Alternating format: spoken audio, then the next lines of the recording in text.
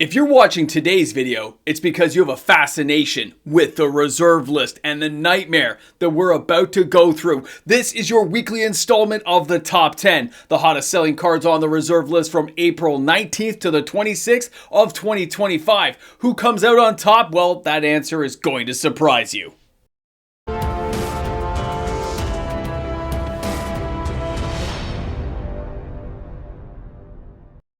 Hey guys, welcome back and thanks again for hanging out with the Moxman this week as we go over the reserve list top 10. That's right, the hottest selling cards is insane. If you're buying any of these cards, don't forget to use my TCG Player affiliate link and you'll find that in the description of all my videos. Now let's get to this, people. Let's start out at number 10. And this week we are going to Fallen Empires with the Rainbow Veil. You're going to notice a little bit of information this week because the sales are actually a lot higher than they are traditionally. This week we start out at 53 sales for the Rainbow Veil. That's a total cost of $308.46. That's not a big nugget of money, but the fact that we have 53 sales is pretty significant. That's a real uptick in the overall sales margins we've seen lately for reserve list cards. It's something to keep in mind. There's a lot of great cards out there, a lot of playable cards, and sometimes people forget, but this is the second week for the Rainbow Veil. It's actually seen a very slight uptick in its price, and that's just because people are buying the card. They're going for better copies than normal, so we have a slight uptick of like 4 cents, nothing massive. But when we look at the artwork and the card itself, let's not forget this thing taps for any color mana. Yeah, you've got to give it to an opponent, but that makes it kind of a nice political card to use in Commander games, and that's one of the reasons we're seeing an uptick in sales, is that even these 5-color crazy decks do use this card, so it's a nice one to have around when you need to have a mana fixing.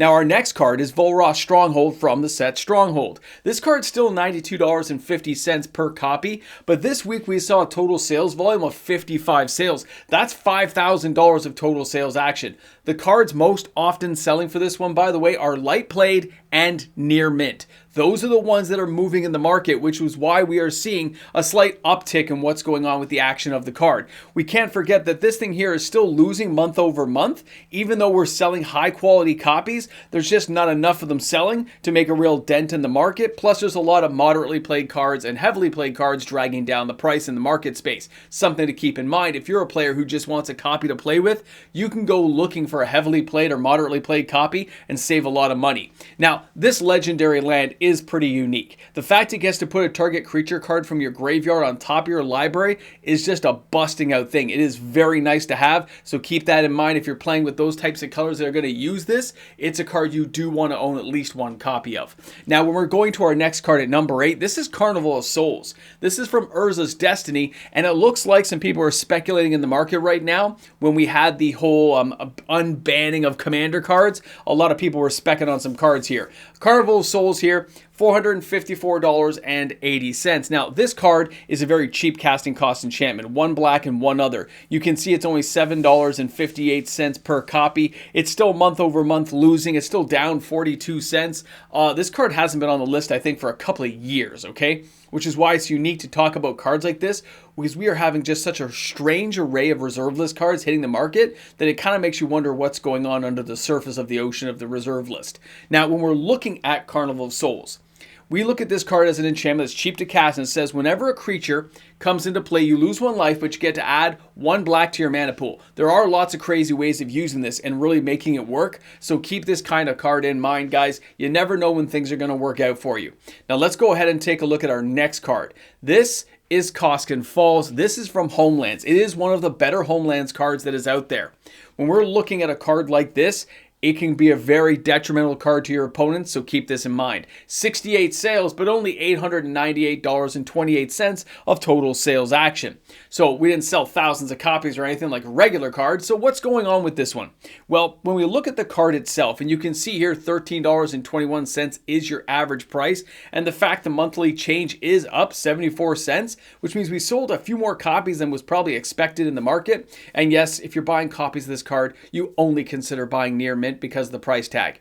If this card's going to be affected later, you're going to want a best quality copy you can get your hands on. It's a 4 casting cost enchant world that says during your upkeep, tap target untapped creature you control or you bury the falls. But no creature can attack you unless its controller pays an additional 2 for each creature that attacks you. That can be so show-stopping to any token deck. Keep that in mind. Now our next card is Fast Bond. That's right, guys, Fast Bond. Commander was coming around. People thought maybe it was going to get unbanned, and we saw a surge of sales to lock in the number 6 position with 71 sales, or $2,469.38. Everything under the sun, from heavily played to near mint, unlimited copies. We even saw some betas and alphas moving, which are expensive. Keep that in mind. But this one here, people were hoping it was going to get unbanned. The average price is $34 and change. It saw an upswing this month of $2.78 so far, and it's interesting to note that as soon as this card didn't get unbanned, we've already saw people trying to add more stock to the market because it's just not going to hold, and speculators have got to get out of there. Now, for 1 green, Fast Bond is a brutally powerful card. They did mention it in the Commander bannings and unbanning stuff, saying it's unlikely to ever get unbanned, which I think is ridiculous. If you can't deal with a card like Fast Bond, you've lost your mind. Okay, this card can totally come back as far as the Moxman's concerned. Let's go ahead and take a look at the next card because it's a champion.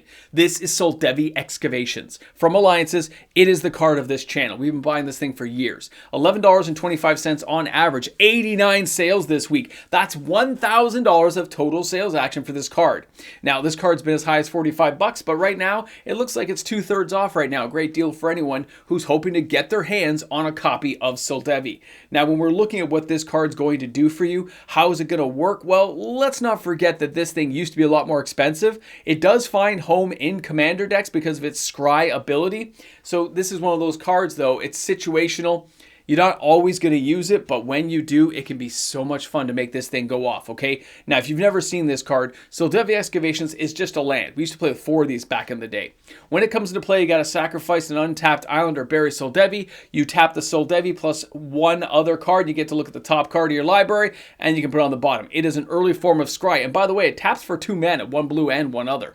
Now, our next card is the Nightmare. This is the reoccurring Nightmare from Exodus. It comes in at $85.21 to lock in the number 4 position with 112 sales. That is $9,543.52 of total sales action. I cannot recall the last time we saw reoccurring Nightmare come into the mix, okay? This is a 1 black and 2 other. This thing here has an average price at $85. This thing's been going up, man, all the way like, I guess what, late 2024 all the way into 2025. The monthly change is $15.21.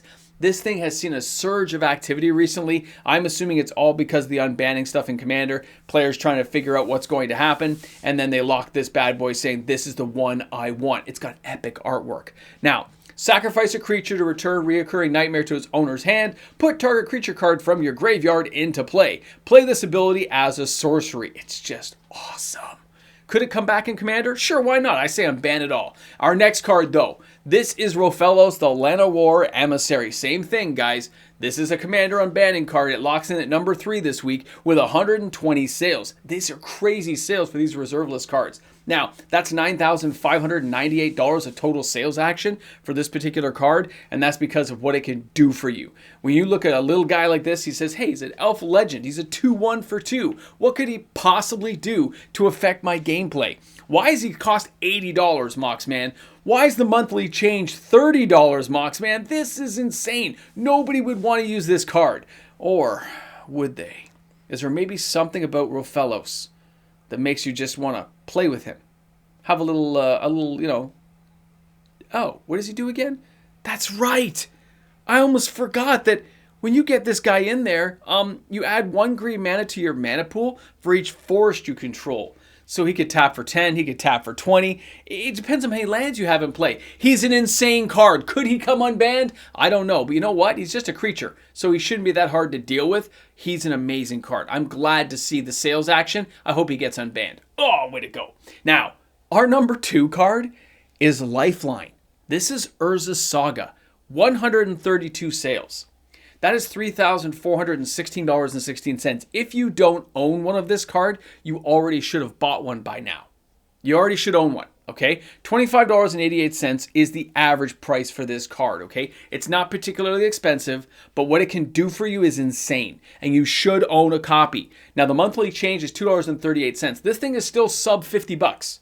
It is below 50, which means it is an awesome card to add to your collection, and because it's a generic, it can fit into basically any commander deck that utilizes creatures. So always keep these kinds of cards kind of in the back of your mind. This thing's kind of one of those brutal cards I love using in certain decks. So as a 5 casting cost, and by the way, amazing artwork. This 5 casting cost artifact says, whenever a creature is put into a graveyard and a creature is in play, return that creature from your graveyard at the end of turn. Very, very powerful, okay? But it's not number 1. I still say you got to buy at least 1 copy. I own 4, so I'm fine. The Moxman's good. But are you good? Do you own at least 1? Well, there you go. Let's go ahead and take a look at our next card. This is the number 1 card this week. It was number 1 last week, and that is going to be Misfortune. 140 sales is only $210, okay? This is a drop in the bucket compared to many other cards that we've already talked about today. But Misfortune is somebody's pet project right now. It is finding a home, it is being a lot of fun, and because of that, I've got to applaud the action, okay? $1.50, this card is going up in value, okay? It's gone up 38 cents, look at 38 cents, okay? But that's still quite an increase considering this card was under $1, right? So it's pretty interesting to see how easy the market can be manipulated for Magic the Gathering. Now, what do we get for Misfortune? 1 green, 1 red, 1 black, 1 other. It's a 4 casting cost. But it actually is not that bad. Because the target opponent choosing 1 means in a commander game, you can choose the right opponent to help you out and say, I need this to happen. Gain some life, put some counters on my creatures. It can be a really good game effect to have. Now, let's get to the market wrap-up about what's going on in the market space.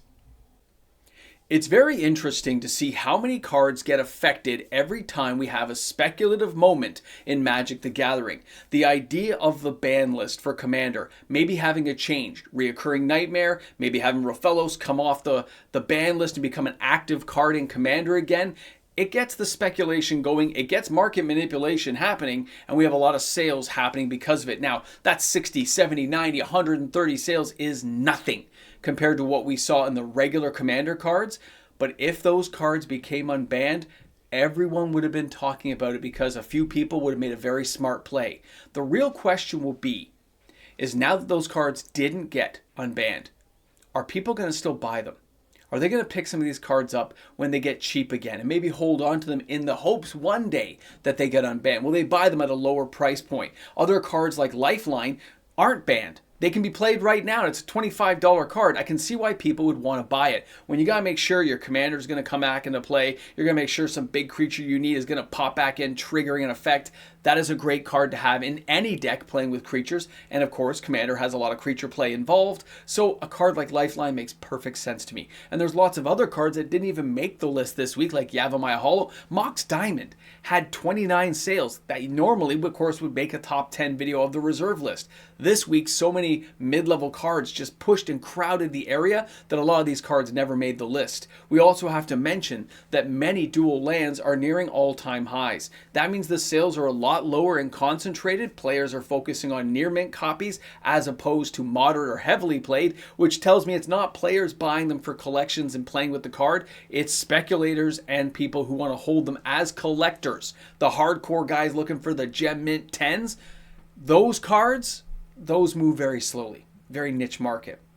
And since there's no cheap dual lands, we don't see a lot of action for players who actually desire them for their commander decks. There's a lot of open space in the reserve list right now, a lot of attention being paid to individual cards, and a lot of fun action going on for casual players who just don't care and want to buy some cards.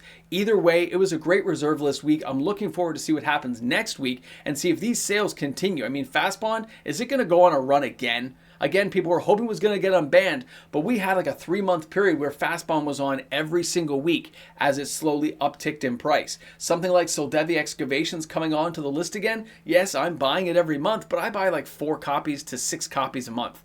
Somebody decided to take a stab at it this week, and it really did affect the market, which is why we saw an uptick in the price and we saw a crunch on the supply. There's a little bit to no demand, but there's not a lot of supply out there for most of these cards. And if it was a concentrated effort of say $20,000, $30,000, you would crush pretty much any mid-level reserve list card across the spectrum. Okay, guys? Always remember that. It is easy to manipulate Magic the Gathering's reserve list. There just doesn't have the supply it used to. Thanks again for hanging out. Thanks for being here on the channel. And of course, I will see you guys at my live stream, 6:30 Eastern Standard Time every Sunday, which means if you're watching this video today, I always put it out on a Sunday, then I'm going to be on the live stream tonight and we'll talk and we'll have a conversation. All right? Have a great one, guys. Hey guys, thanks again for tuning in today and hanging out with the Mox. Man, it's great to have you guys here each and every day. And because we get to do this every day, we have to remember and recognize the patrons of this channel. Without those patrons, daily uploaded content is not made possible. So if you're one of the patrons or YouTube membership members of my channel, it's because of you that we get to do this each and every day. This journey is epic. I can't believe we're closing in on 30,000, and it's because of the patrons and YouTube membership members. Thanks again, guys. I'll see you tomorrow with another video. Welcome back. You're here at the end. This is the Ramble Jamble, but you're all invited to hang out and stick around. You know, just make sure you turn the lights out when you leave. Make sure your kids have tidied up their mess. Yes, that includes vacuuming. I mean, there is carpet down here in this basement, so let's make sure we keep things neat and tidy. Let's not upset the missus. And yeah, nothing fell from the ceiling this week from my kid running around, so we're all good. Overall, good reserve list sales, good sales volumes, a lot of conversation happening around none of these cards. I didn't hear anything.